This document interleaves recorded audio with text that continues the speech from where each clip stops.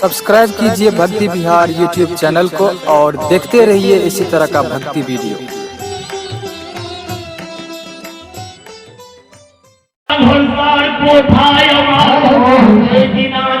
भैया द्वार पर आव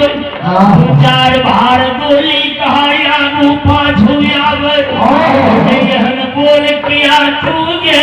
तू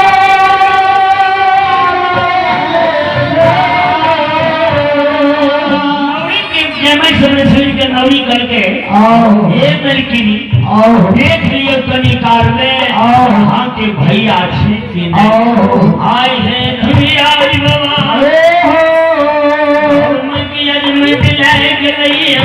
बाबू सयोता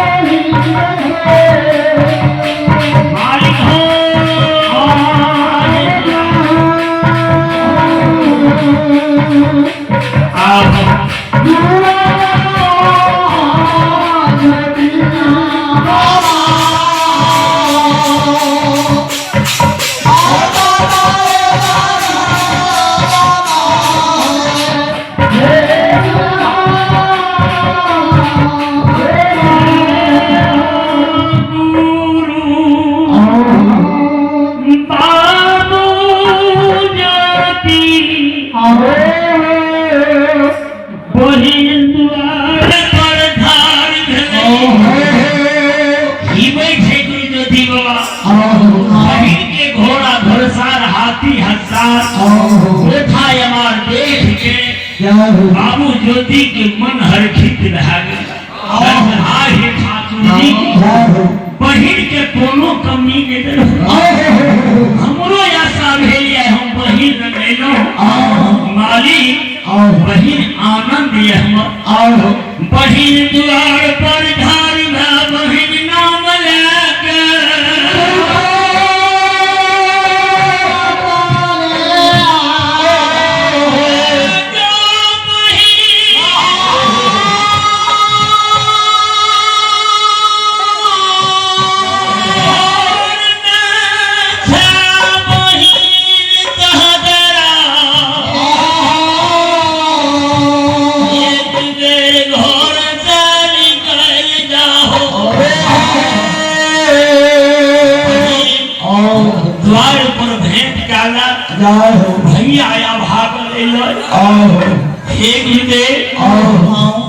सरस्वती का बात की सुन के जयमत बहिन दल की गेनोरी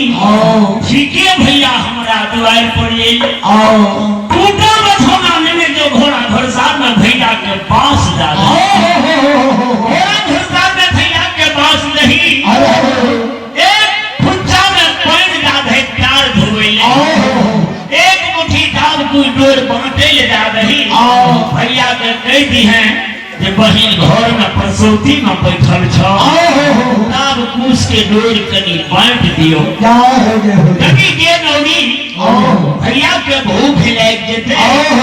7 दिन के चल का घोर सतुआ माट खपा में से के भैया के भोजो करा दी है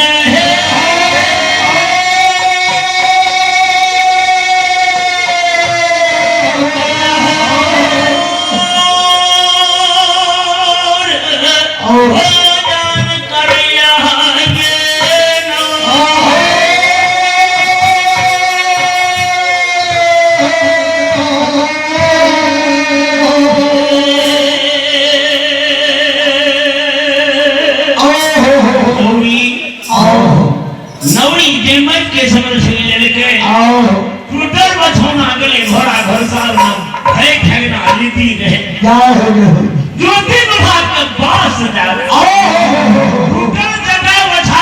ज्योति बागल के बैठती घोड़ा गुरु बाबा प्यार धोए ले फुच्चा में पैर डल के एक मुट्ठी डाल कुछ ने लागू में के डाल के कल के ये हो बाबू ज्योति घर में बहिन प्रसूति में बैठल छ के डोर कहाँ बैठ दही सची गनाठी घर में पूर्वा पछिया हवा जाय छे हाही माली नौरी के समझ सुन दाब कुछ के देख के बाबू ज्योति क्या नहीं नोते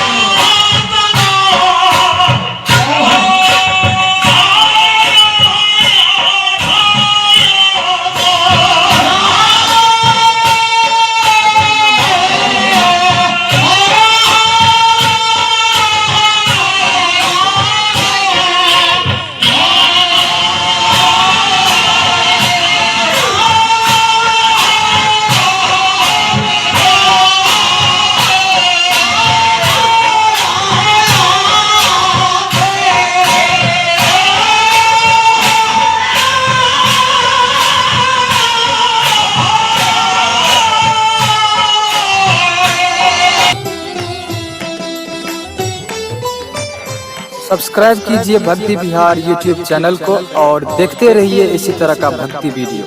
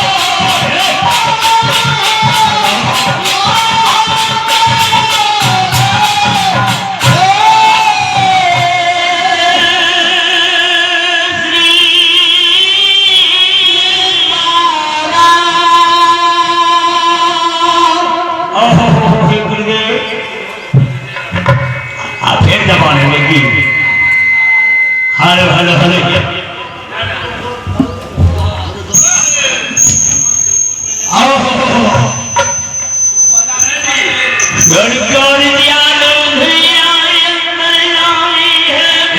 ये के हाथ में चल गया लगा चढ़ा गया कर दियालो भैया मालिक है अरे जो दीवा कर साया सो गिरैया आटाव कुंभ कर बन जल गया अब हवन में नौड़ी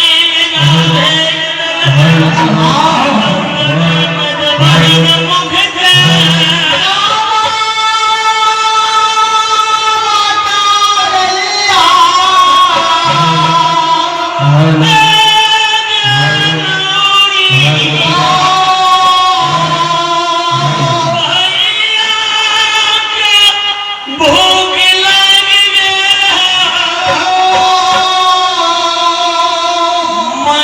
खपा में घोर सतुआ